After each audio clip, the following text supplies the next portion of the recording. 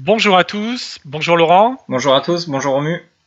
bienvenue pour une nouvelle vidéo sur la tactique du jour. Donc aujourd'hui, c'est un exemple tiré d'une partie jouée entre deux joueurs très spectaculaires, le grand maître russe Nepomniachtchi et le grand maître américain Nakamura, disputé lors du récent tournoi Magnus Carlsen Tour, disputé sur Internet. Donc, pour ceux qui souhaitent chercher, je vous invite à mettre sur pause et trouver la façon de valoriser votre joli pion en H6. Et ensuite, Laurent va vous expliquer et vous faire découvrir la solution. Donc, puisque vous êtes de plus en plus nombreux à nous suivre et de plus en plus nombreux à faire votre tactique quotidienne, on suppose que vous commencez déjà à voir les progrès et on suppose donc que vous avez trouvé la solution pour valoriser ce fort pion H6, comme Romu vous en a parlé. On remarque différentes choses ici. La première, c'est que la partie a probablement été très violente. Les noirs ont deux pions passés liés à l'aile dame, alors que les blancs, eux, ont tout misé, on va dire, sur l'aile roi. Donc c'est vraiment une position tranchante dans laquelle aucun des deux joueurs ne peut se permettre de la jouer petit bras, on va dire, et de ne pas essayer de mener le plus vite possible sa stratégie au bout, quoi.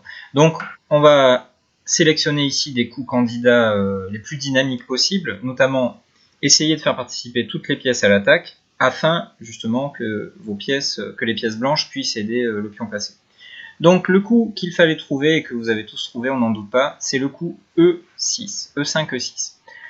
Au premier abord, on pourrait penser que ce coup n'a pas trop de rapport avec notre pion passé sur H6, mais il faut comprendre ce qu'apporte le coup E6. Premièrement, avec l'avancée de ce pion, notre fou qui jusqu'à présent était plutôt spectateur dans la position, va pouvoir bénéficier d'une diagonale ouverte qui lui permettra de contrôler la case d'arrivée sur H8, donc forcément une pièce de plus pour aider le pion, et le contrôle de la case H8 c'est un énorme apport dans la position. Et deuxièmement, en sacrifiant le pion sur E6, les blancs se donnent la possibilité de contrôler quasiment entièrement la 7ème rangée avec leur tour D7. On voit d'ailleurs que après F prend E6, qui s'est passé dans la partie, les blancs peuvent continuer par fou C3, menace H7 échec et une dame en H8, et sur le seul coup pour reprendre le contrôle de la case H8, c'est-à-dire le coup E5, maintenant les blancs bénéficient de la 7ème rangée et jouent tour G7 échec pour gagner le fou. Alors, il y avait d'autres possibilités pour Nakamura, mais ça n'aurait pas changé la partie finalement.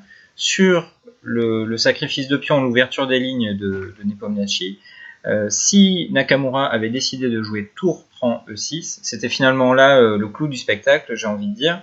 Les blancs gagnaient de manière obligatoire avec le coup H7 échec. Il n'y a pas d'autre choix si on veut éviter l'apparition immédiate de la dame que de jouer roi H8. Et maintenant, les blancs ont besoin de mettre leur tour sur D8 pour déloger le roi noir. Cependant, le fou G5 contrôle la case D8. Donc on va lui donner une nouvelle mission, le surcharger, en jouant fou C3 échec. Et ici, les noirs n'ont pas d'autre choix que de mettre quelque chose sur F6, que ce soit un pion, une tour ou le fou. Dans tous les cas de figure, les blancs poursuivront par tour D8 échec. Ici, le fou est cloué. Et donc après roi G7, on peut faire une promotion, ou bien, si on veut être vraiment le plus précis possible, on peut faire mat par tour G8. Voilà, donc très jolie tactique de Nepomniachtchi, qui a réussi à identifier que dans cette position très tendue, il fallait amener une nouvelle pièce à l'attaque, et notamment une pièce supplémentaire pour aider le pion H6. N'oubliez jamais que lorsque vous avez un pion passé, et que vous souhaitez l'amener jusqu'à la promotion, vous pouvez investir quasiment sans limite. Vous allez réussir à obtenir une dame, très probablement, si votre tactique fonctionne. Donc vous devez regarder un maximum de coups, y compris les plus farfelus. Peut-être qu'ici aussi vous semblez compliqué, mais pour amener un pion à dame, on peut quasiment tout se permettre. Merci Laurent pour Merci à tous. cette belle explication et ce joli exemple tiré de cette partie spectaculaire.